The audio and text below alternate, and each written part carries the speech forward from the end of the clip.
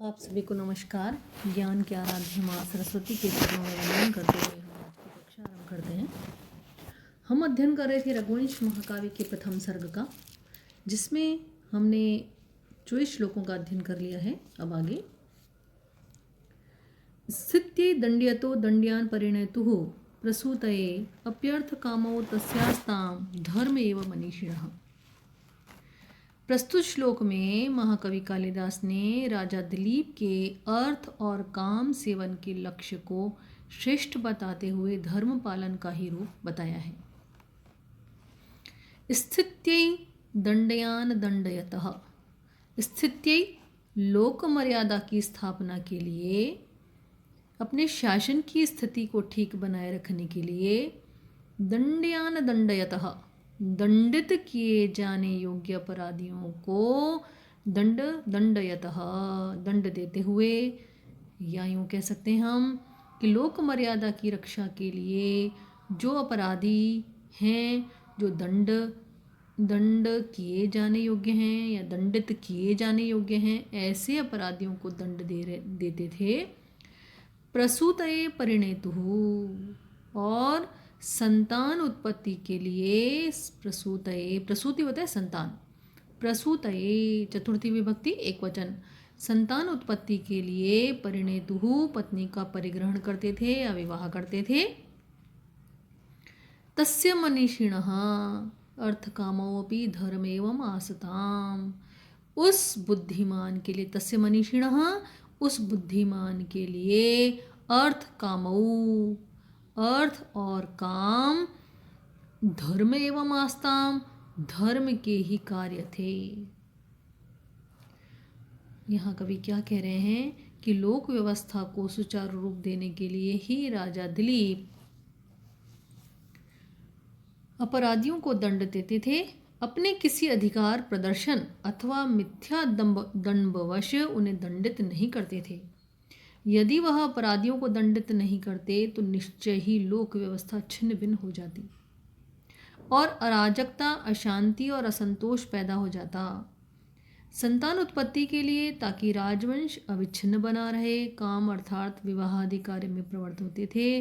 अतः उसके दोनों ही अर्थपरक और कामपरक कार्य कर्तव्य पालन के रूप में उसके लिए धर्म का ही रूप था।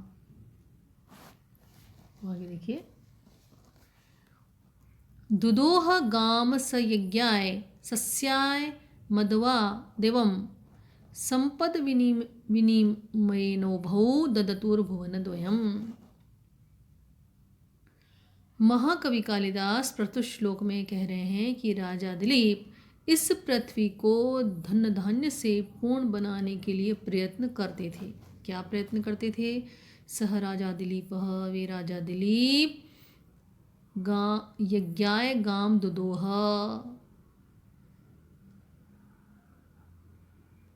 वो क्या करते थे?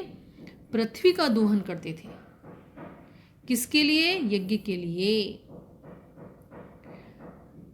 राजा दिलीप अपनी प्रजा से कर के रूप में संग्रहित धन को यज्ञ कार्यों में, यज्ञ यहाँ भलाई के कार्य के अर्थ में भी आया है, भलाई के कार्यों में लगाकर पृथ्वी को अर्थ शून्य कर दिया, पृथ्वी को दूहा। एक बार पुनः देखिए कि वह राजा, उस राजा दिलीप ने क्या किया? यज्ञ के लिए, देवताओं की प्रसन्नता के लिए या फिर भलाई के कार्यों के लिए गाम दुदोह, गाम या पृथ्वी के लिए आया है, पृथ्वी को दुहा।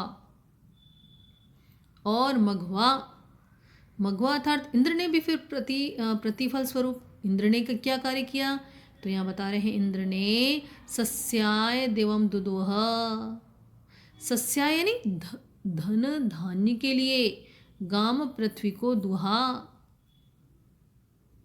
आकाश को दुह कर मेघों से वर्षा करा के स्वर्ग को रिक्त कर दिया। दिवम दुदोह, दिवम यहाँ स्वर्ग के लिए आया है, द्युलोक के लिए आया है, स्वर्ग को रिक्त कर दिया।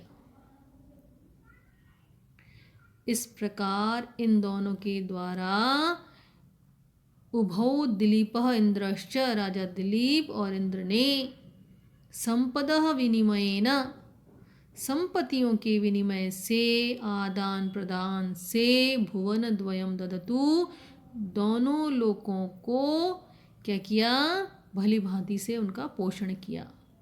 कौन से दोनों लोग, पृथ्वीलोक और स्वर्गलोक। देवों को हवि और दिलीप की प्रजा को वर्षा का जल प्राप्त हुआ।